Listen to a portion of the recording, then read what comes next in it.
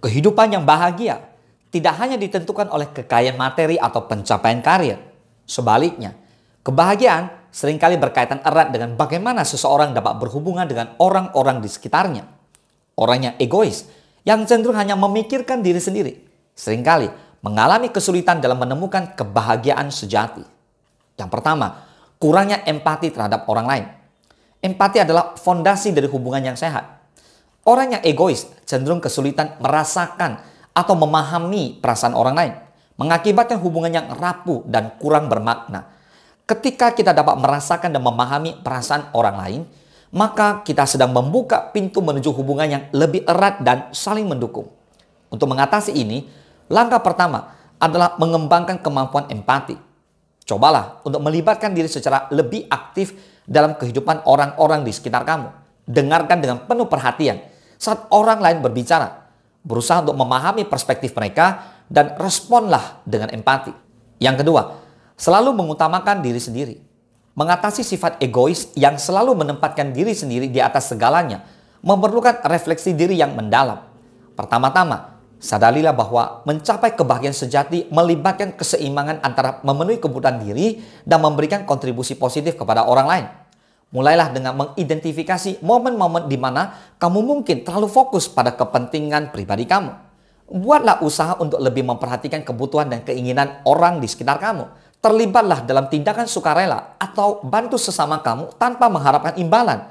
Kamu akan menemukan bahwa memberikan kepada orang lain dapat membawa kebahagiaan yang lebih besar daripada memenuhi keinginan pribadi kamu semata-mata.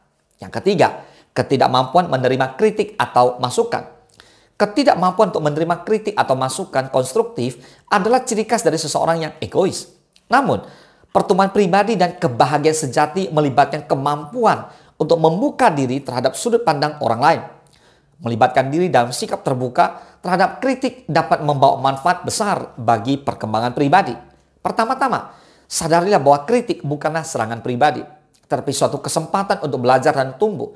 Cobalah untuk melihat kritik sebagai umpan balik yang dapat membantu kamu menjadi versi yang lebih baik dari diri kamu sendiri. Ajak diri kamu untuk meresapi kritik, ambil hikmahnya, dan terapkan perubahan yang diperlukan. Yang keempat, kesulitan membangun hubungan yang mendalam.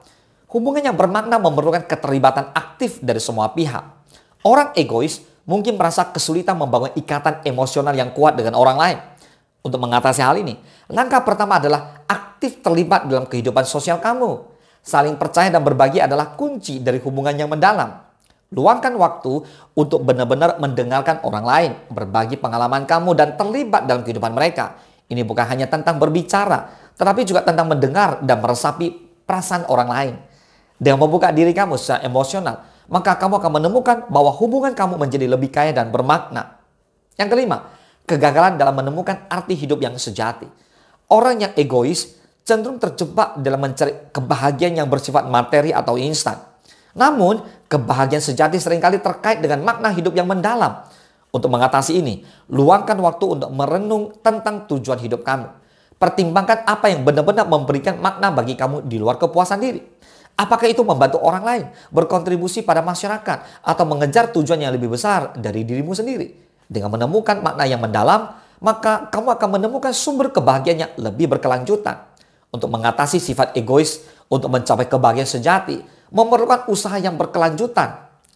Bukanlah tentang mengorbankan kepentingan pribadi sepenuhnya, tetapi tentang mencari keseimbangan yang sehat antara kebutuhan diri dan kebutuhan orang lain. Dengan langkah-langkah ini semua, kamu dapat meretas jalan menuju kebahagiaan yang lebih mendalam dan bermakna.